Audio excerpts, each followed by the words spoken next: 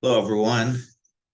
For this week's lecture, we're going to be talking about the technological impact on individuals and society. So, looking at how the evolution and development of different technologies have impacted individuals and their roles in society, and how society exists and how people interact with one another, how all that is impacted by our engagement with technologies and specifically digital technologies. So computers, smartphones, those kinds of things.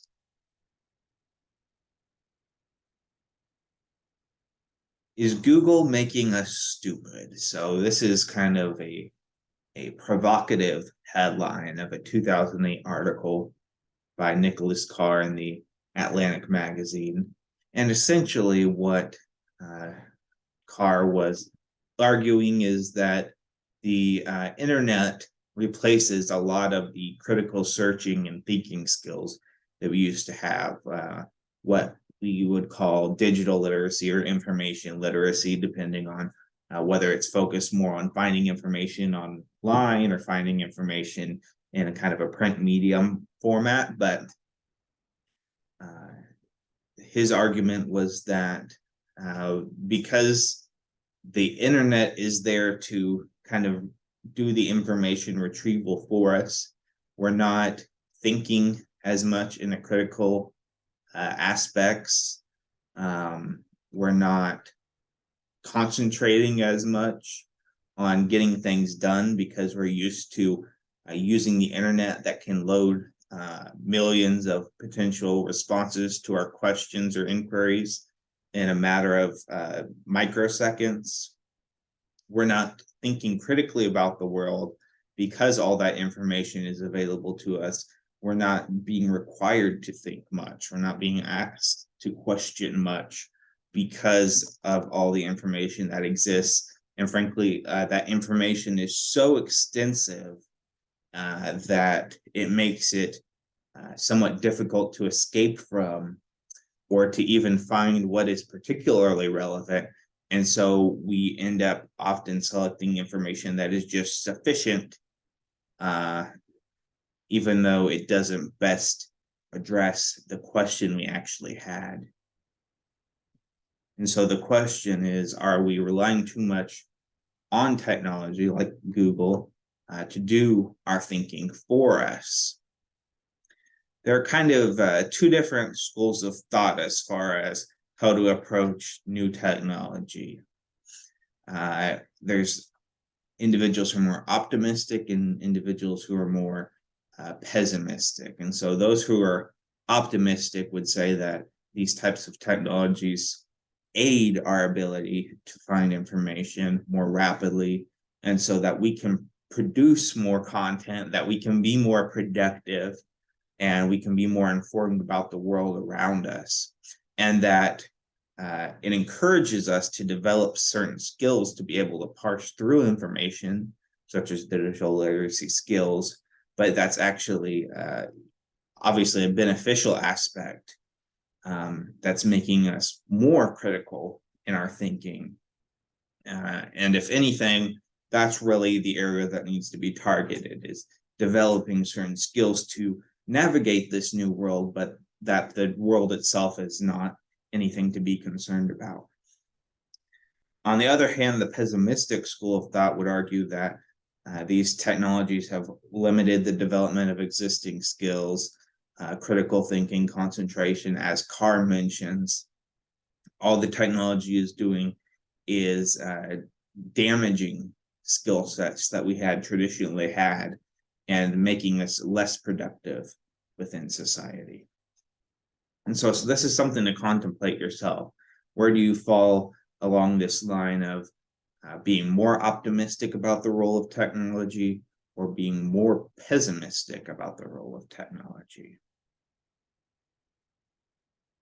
Certainly, one thing that some people would argue is that technology allows us to be more superficial, and that can cause a lot of information that would be typically communicated to one another, what we call parasocial cues, things like facial expressions, intonation. It eliminates those when we're communicating online. And so our ability to understand the subtext of what people are communicating when we speak to them in person can be lost if we're too kind of socialized into using computers typically to communicate, and particularly a text-based medium on computers. And so if we aren't familiar with what different nonverbals indicate, what different intonations and facial expressions indicate, we may not truly understand the context of what is being told to us, or at least not the depth of that content, or whether it is more factual or somewhat deceptive, what we're being told, if we cannot recognize those cues. And so if you're familiar with study individuals with autism or autistic individuals, this is one area where these particular individuals tend to struggle from a developmental standpoint, understanding things like nonverbals, depth of conversations, the context and the veracity of information, the reliability of information. And so that leaves them more prone to deception or misunderstanding when they're talking to somebody in person. And so naturally, they tend to feel a bit more comfortable when speaking in an online medium, text-based medium, where they can really think out their thoughts and everything. But of course, you have to have some in-person interaction at some point, at least at this current time in our history. And so that leaves individuals more vulnerable. And so what we are seeing in some cases is individuals potentially doing that not because of a developmental basis so much, not a biological developmental basis, but more because of how they develop behaviorally over time and how they're interacting with technology. Are we settling too much for good enough in terms of information? So this is what I mentioned on the prior slide. Are we actually finding information that gets to the root of what we were looking for? Or are we just getting the superficial information that's kind of relevant? And so we say that's good enough. For instance, if I say, I'm really interested in learning more about how data science works. What is data science? And so the best way theoretically to learn about that would be to get an entire book so you can learn about the history of the discipline and its applications and how it's used and all those kinds of things. But that takes a lot of work. And so you're more inclined likely to select some kind of short article or Wikipedia summary that just tells you in a couple paragraphs what it is. And so you have some understanding then of what data science is, but it's not very in-depth. It's not at a level where if somebody were to come and question you on your knowledge of data science after reading that Wikipedia article, you would be able to respond or provide as much clarity as if you are reading an entire book on the topic. And so that's kind of a big contrast there for looking at a short Wikipedia article versus a full book. But you could say the same thing about a Wikipedia article and a peer-reviewed article or an article by a popular magazine, but that's a bit longer and more in-depth. Whereas Wikipedia just provides generally a pretty surface level understanding of these topics. Are we relying on computer memory in place of human memory? And is creativity suffering? And so computers are really great at calculating things. That's their purpose. They can add 2 + 2 because there's a universal underlying rule that guides that understanding. So anything mathematically based that has some kind of basis in these universal ideas and concepts of 1 + 1 = 2 is very easy for a computer to do, because all it is a collection of electrical currents that is programmed to follow a set of rules.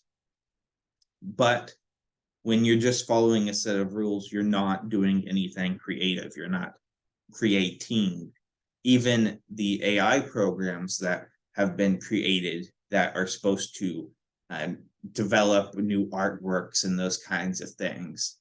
They're not really creating based off the creative principles that we understand humans to use when they're creating. They're using a set of underlying rules that have been determined in order to create something that is deemed creative, something that is deemed artistic, but it's based off a set of rules that have been learned by an algorithm based on their observations of existing artworks, for instance. And so they can see this and this and this artwork were all deemed creative. So what's the similarities between them? And then we'll create something like that. But that's not creative in the sense of the human nature that we typically apply to those concepts. Increasingly, we're having computers do a lot of work for us. And so tasks that as a writer would generally take, half your time have now been taken care of by computers. They can guess what we're trying to say. They can check our spelling. They can find information for us and retrieve that information with minimal prompting. Sometimes just a word or two in a search box can get us everything we need. And so, again, I'm not saying this is a negative thing or this is harmful necessarily. It depends on where you fall on that spectrum of more pessimistic or more optimistic. However, it's something to note that it is changing us, our behavior.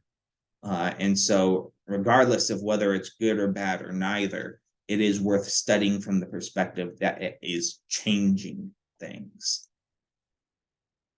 And it's not just changing us in a pure behavioral sense, or here's this technology, and so of course, because it's there, I'm going to interact with it differently than I would with a book. It's changing us in a biological and neurological level as well. And so several studies have found that digital technology is changing how our brains are wired to an extent. There are studies that indicate screen time, technology use are increasing our attention deficit symptoms, impaired emotional and social intelligence, technology addiction, social isolation, impaired brain development, and disrupted sleep. Those are biological symptoms that are occurring from using technology. Again, that's only one side of the story, because there are positive benefits as well, which will be discussed. But again, it's just something that's changing. It's something where you can point to and say, the generation that's being raised now, that's coming of age now, is different in a fundamental way than all generations that preceded it. And so it's new opportunity in certain ways, it's new challenges in certain ways. Again, it can have positive impacts as well. So maintain brain health by providing engaging activities. The more engaged your brain is, the less atrophying there is. And so while it can cause or impair attention, it can lead to impaired social intelligence and those kinds of things. It can also increase our brain health and reduce symptoms of certain memory and cognitive disorders that develop later in life.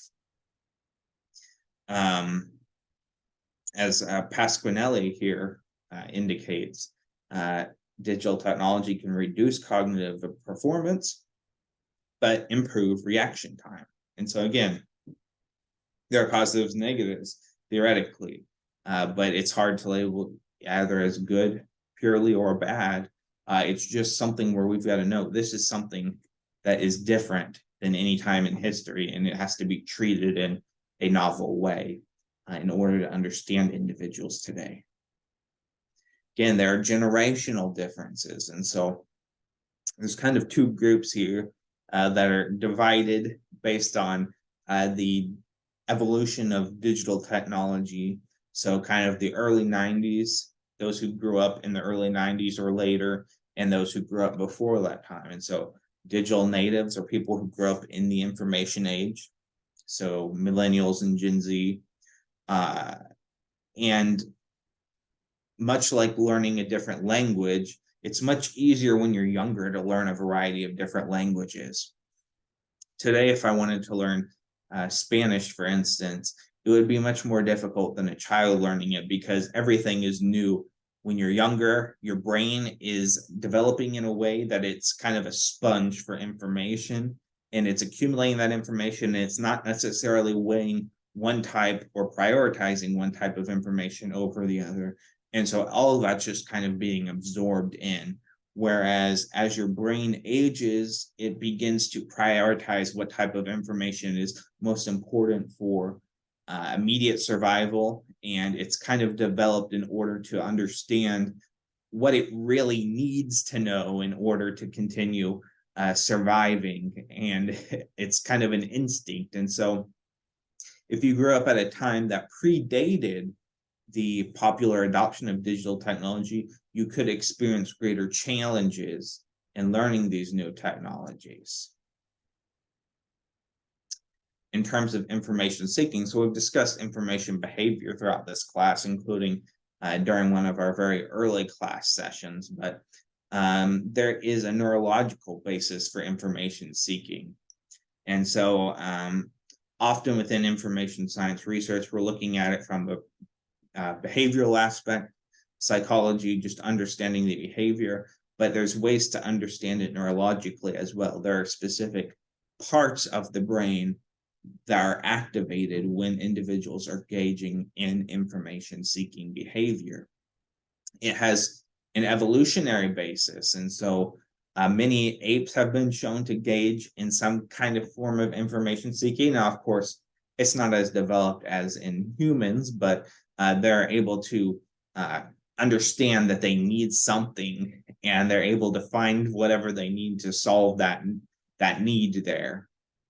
And so that's kind of a proto information seeking behavior. Additionally, a lot of avian species, so birds like a raven, really ravens are one of the most intelligent animals in the world outside of kind of ape-based animals. And so like I said, there's neurological brain imaging studies that show where information seeking occurs. And it occurs a lot in the frontal cortex here, which is the area of the brain that is associated a lot with emotions and also logical thinking. And so as I indicate here, the frontal lobe, executive decision making, the occipital lobe, of course, at least if you're doing some kind of visual information seeking where you're interacting with an interface, you're going to need to have that part of your brain activated in order to understand the information that is entering your brain. But also the limbic system, the basal ganglia. And so different emotional states when you're seeking information can impact how you're seeking that information and how well that sticks with you. And also the information seeking experience can be one that gives more significant feelings or emotions to you compared to some other experiences you might have. And so you're more, say it this way, you're more engaged when you're engaged in information seeking than with some other activities. There is a reward system. And so when you find the information you needed, you get a spike of dopamine activity. And so you feel really good. Oh, I finally found that information. Until you get to that point, until you have that dopamine spike, you feel like something's missing. You feel kind of just in a really confused and frustrating state. And that's because you're expecting this dopamine increase here when you find the information. So your brain's anticipating that, and it's not there because you haven't found the information yet. And so you're waiting for something that's not there yet. And that's why you get that feeling of uncertainty or just unwell. And you may have experienced that if you've ever sought information, not quite been able to find it. I noticed it a lot in individuals with like cognitive decline, like Alzheimer's, when they want to say something and then they forget and they keep searching for it in their brain, they can't get it, and they get so frustrated. Again, it's there's a neurological basis to that. And so, as I mentioned, this information seeking behavior seems to be tied to these different neurological areas. And these areas also tend to atrophy a bit quicker with aging than some other areas of the brain. And so the basal ganglia naturally decrease in size with aging, which on the one hand, that makes older adults a bit less emotional, a little bit less, tend to be a bit less, anxious or, easy to irritate, those kinds of things. But it also reduces our drive to find information or our patience in order to find that information, because in a sense that reward system is not as strong as it is in younger adults. And so it's more easy to not necessarily give up exactly, but to just find information that is good enough. And that tends to be what leads to this perception that older adults are more susceptible to misinformation.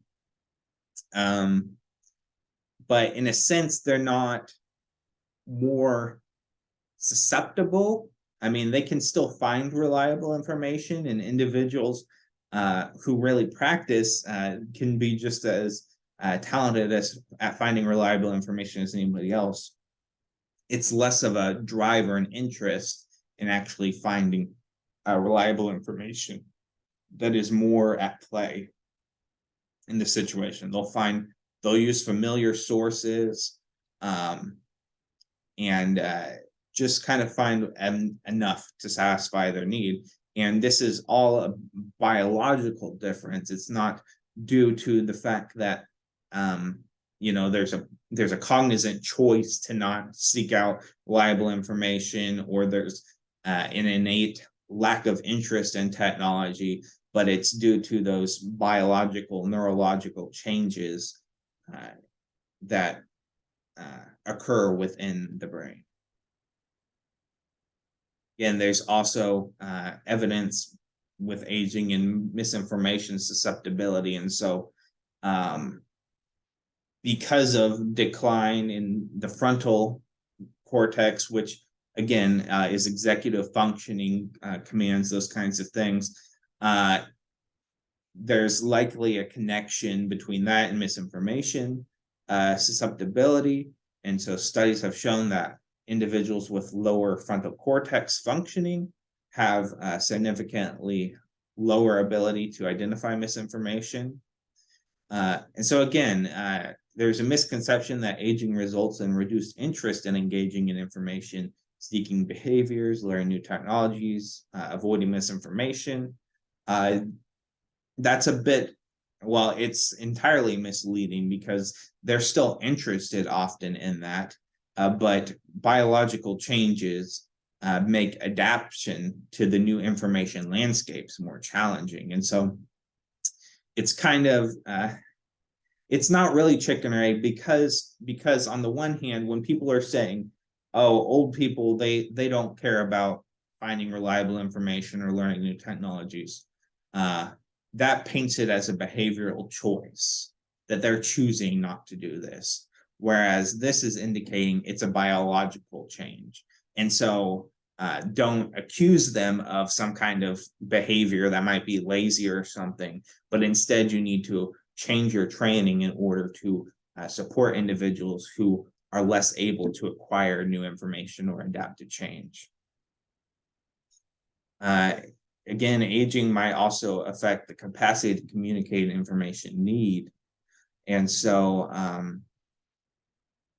that requires developing within the brain a conception of what you need before communicating that with somebody who can then provide that information to you. If you look at traditional models of information behavior, So Robert Taylor's model over here, again, it involves understanding a need and then being able to communicate or ask that need. Again, if you have less ability to create a mental map of what you're looking for and communicate that to somebody else, then your ability to actually retrieve information through this interaction is going to be impaired. There are also many aspects of the digital divide that are prevalent. Digital divide refers to access to digital technology, but also the understanding of how to use digital technology. There are many causes for divide, and so global north versus global south divide. Again, this divide is based on economics. Even though it aligns roughly with geography, it's really based off economics. As you can see, Australia, for instance, is part of the global north, even though it's one of our southernmost countries in the world. And so countries in the global south, or what would historically have been called developing countries, have a lower economic growth or abilities, more limited access to consistent internet access, modern technologies, and training on how to use different technologies or use technology to find information. Urban-rural divide, same thing as far as access to internet technology and access to training on how to use that technology to find information. There's a pretty significant gap between our rural communities and our urban communities, even within this country. Wealthy poor or economic divide. Economic divide has rapidly increased within the United States over the past some decades. And so the smallest percentages of individuals are now accumulating the largest percentages of wealth. And those who are poor are increasingly so. And because of that, access, again, to different technologies is becoming exacerbated.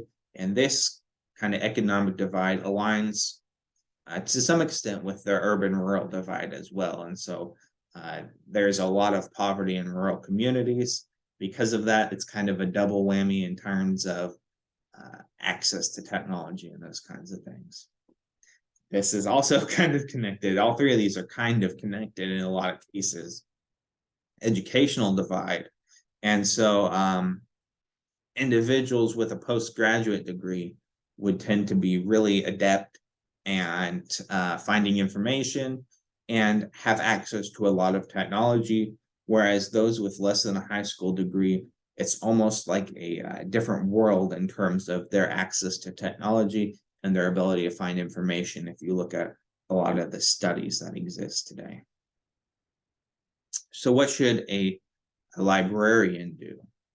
Well, I think understanding and studying information sources is important. You want to challenge early on as a school librarian or a youth librarian to see that research is a problem-solving task. And by that, I mean that research is not only something that can be done by research professionals like myself, but something that should be done at an everyday level in order to negotiate the challenges you're experiencing in life. I'm going to guide individuals to take a pause and think holistically about how they're searching for information and not always just selecting that first item that appears in a search, but ensuring that they find the most reliable answer to their question. We want to encourage information literacy skills, even within content areas. And so like even within a history class, incorporating information literacy skill tasks is beneficial, searching and retrieving information from the library to use on a research paper, for instance. And then, as I mentioned, I think it's beneficial to have specialized technology and digital literacy instruction for older adults, because again, it's a misconception that they're not interested in the technologies. It's a biological, neurological basis for a lot of the challenges that individuals experience when they're aging. So thank you for watching this lecture. There's a video link here, which you can watch, but also I'll try to share that in class as well. So thank you for joining me.